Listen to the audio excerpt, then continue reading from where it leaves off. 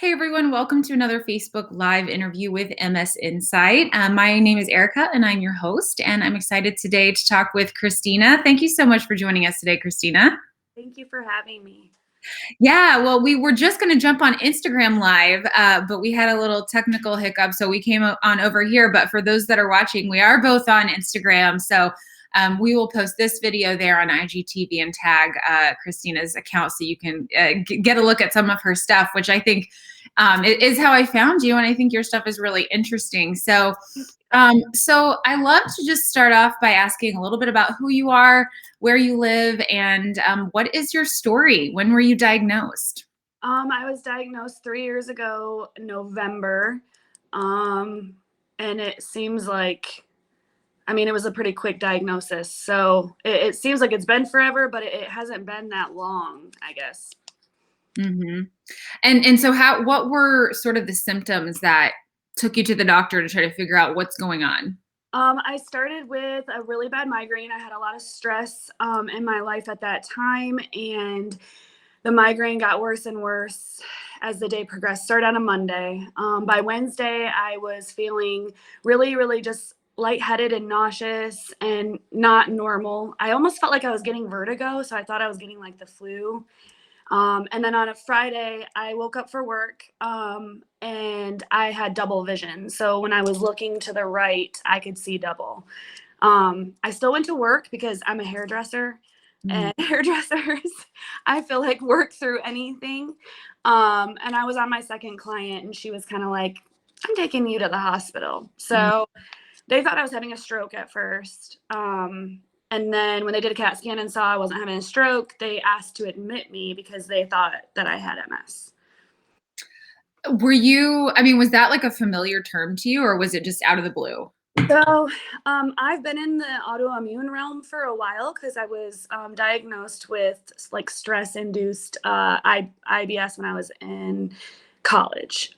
Basically, when I would get really stressed out, I just like my stomach does not love me. And I had mono really, really, really bad when I was a teenager, and I honestly attribute everything that I've had to that course of my life or time in my life because I was young and my body was still. So I've been dealing with issues like headaches and allergies. Like right now, I have a terrible sinus infection.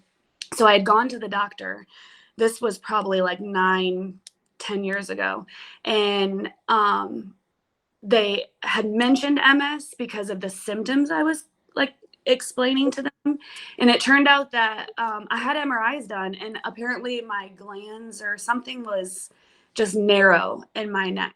So that was the only time I had ever heard of, and they used that word with me. They said, they thought maybe I could have Raynaud's, I think that's how you say it, I don't know, or MS. And it was nothing. So I had heard of it, but I never really knew much about it.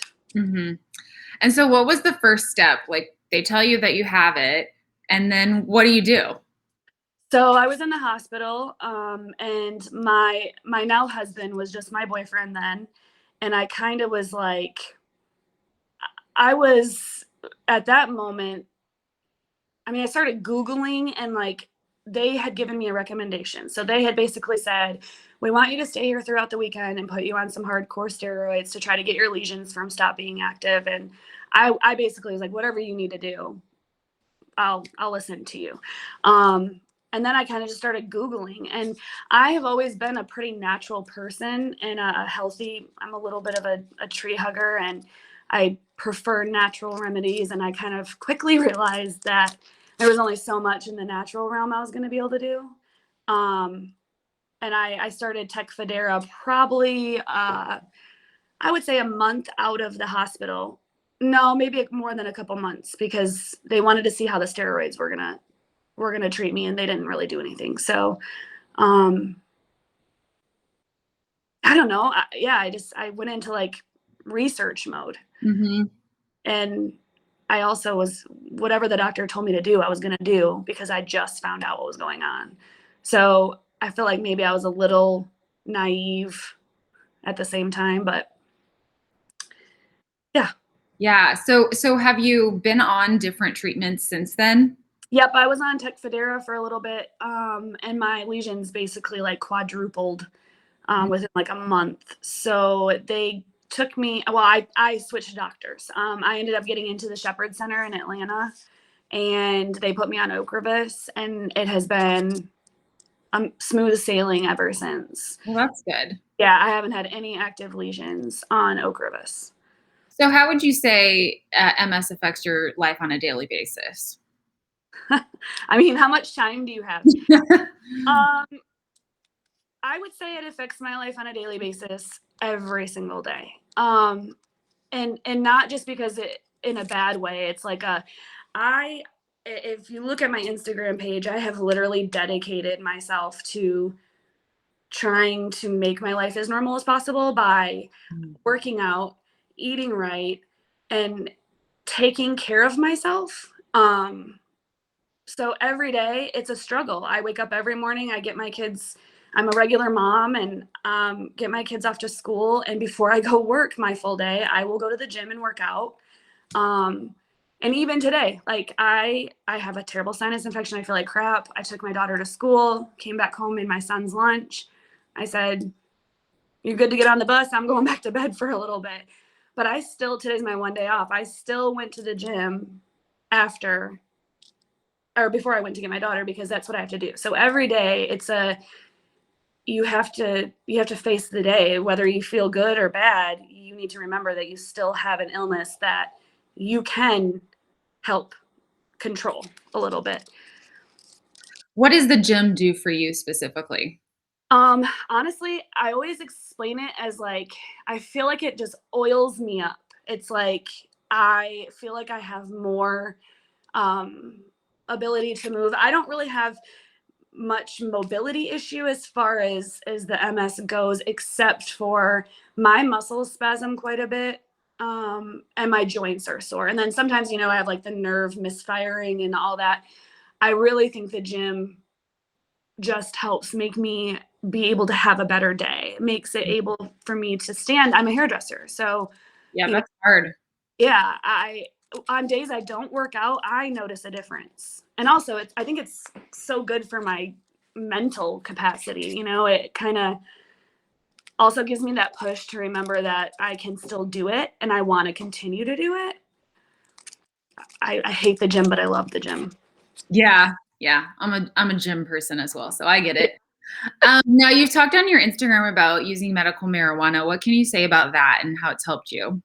So before I got my medical marijuana card, I was taking muscle relaxers, I was taking pain meds, and I was taking nerve blockers 3 times a day. Mm.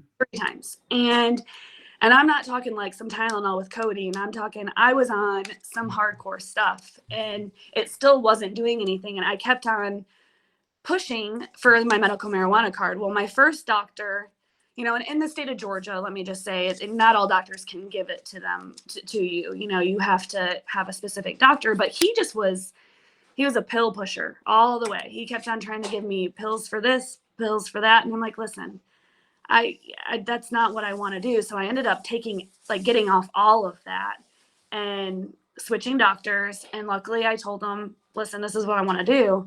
I don't take any muscle relaxers. I don't take any nerve blockers. I don't take any pain medicine. I microdose with THC oil. I don't smoke it. I know people automatically think that, oh, you're smoking. No, I don't smoke weed. I'm not, 20 and in college. It's a, Yeah. so, and it's the same kind of thing people don't realize. Medical marijuana is the same kind of thing as keeping pain relievers in your system. So I try not to let it go out of my system. I microdose every about 4 or 5 hours. I'll put some drops under my tongue. And really the only time, it does kind of in the middle of the night, I will wake up sometimes and take it, but I try to keep it so my body is constantly knowing what to expect. Mm. It is one of my biggest reasons why I made my MS page, because the stereotypes with medical marijuana are so insane. And it bothers me because it's like, I had this conversation with my husband. It's like people normalize you want to go and have a glass of wine, but then I'm going to have some marijuana and that's a problem. Well, it's the same kind of thing. And I obviously don't use it recreationally, but I feel good. And I don't see why people frown upon it, and so that's my biggest thing. I try to, and I'm a rambler. Sorry, that's part of my MS. That's okay.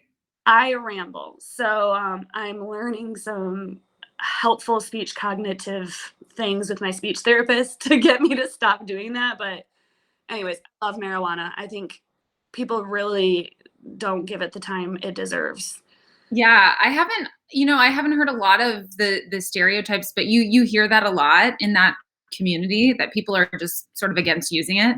I wouldn't say it's in the MS community. I would say, well, I live in the South. Nothing against, I just think that people think automatically that somebody who's a marijuana user is like a loser, like it's that stereotype, I'm not saying in the MS community, just like in general, it's a stigma.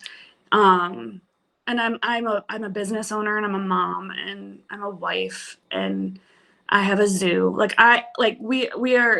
I'm a normal person, but I use marijuana and I'm trying to normalize the whole thing behind it. Yeah, no, it makes sense to me. I think we're going to talk more about that this year at MS Insight. So that's definitely on the agenda of something that we want to address a little bit more. So what is the, goal of your page? You're very encouraging to others. You get on there. I saw your message from this morning. I loved it. So tell me about, sort of what your goal is with your page. My goal is to be there for people who need me. It's being diagnosed with an autoimmune disease like MS is pretty devastating. I mean, I have amazing people in my life and in my family and stuff, but it's still isolating. So like to just know that there's somebody else out there like me or vice versa I feel like it's something I'm supposed to do. I feel like I'm supposed to be there for people. And I've had the most rewarding relationships formed. I mean, something as simple as one of my friends I've met from my page is a hairdresser like me. She has kids like me, newly diagnosed. You find out that your life is about to be changed forever. And no one else is going to understand that besides somebody who's going through the same thing. And so I have really dedicated a lot. Like I had a client ask me why I don't ever take before and after pictures of hair for a hair Instagram page. I said, because I don't have time for a hair Instagram page, because I truly do try to make my page grow and connect with as many people as I possibly can. And it doesn't necessarily have to be, it could be, somebody who has MS and you just want to know more. Like I want to be the person that can help you learn more. Yeah, definitely. Well, what would we always ask this question at the end is what would you say to someone who just got a diagnosis? Because we do deal with it. It's amazing to see how many people come to our page that are literally, they've just gotten diagnosed like last week and they're just like searching the internet for something. So what would be your words of wisdom to someone who is in that position now? It's not a death sentence, and it's all how you make it. If you don't put any work into keeping yourself mobile and a little bit healthy, it's not going to be easy, but it's you control more than you realize. With all autoimmune, I think you really do control more than you realize. It's what you put into it is how you're going to feel every single day. Yeah, that's really good advice. You control more than you realize. I think that mental space can really be crushed if you don't sort of think about it that way. But I feel like this community is really empowering. You're part of that. So thank you so much for sharing your story with us today. We really appreciate it. Thank you for having me.